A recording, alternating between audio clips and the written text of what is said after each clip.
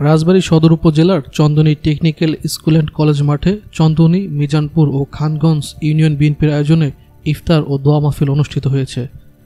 অনুষ্ঠানে সভাপতিত্ব করেন সদর উপজেলা বিএনপির আহ্বায়ক আবুল হোসেন গাজী এবং সঞ্চালনা করেন উপজেলা বিএনপির সদস্য সচিব মোহাম্মদ মুজিবুর রহমান শেখ। প্রধান অতিথি হিসেবে উপস্থিত ছিলেন রাজবাড়ী জেলা বিএনপির আহ্বায়ক অ্যাডভোকেট লিয়াকত আলী বাবু।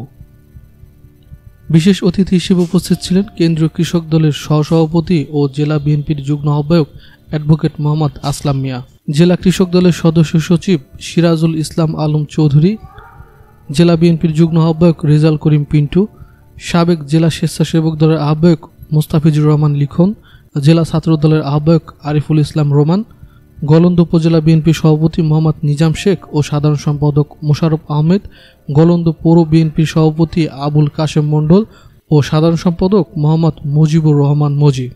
ইফতার ও দোয়া মাহফিলে সদর উপজেলা বিএনপির বিভিন্ন পর্যায়ের নেতাকর্মী সহ প্রায় 3 থেকে 4 ইফতার ও দোয়া মাহফিলে সদর উপজেলার বিভিন্ন পর্যায়ের নেতাকর্মী সহ প্রায় 3 থেকে 4 হাজার মানুষ উপস্থিত ছিলেন।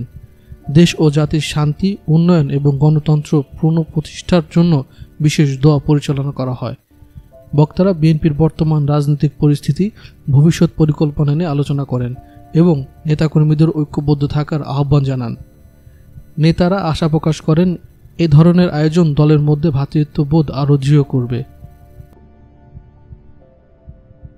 Desk report, BD hour.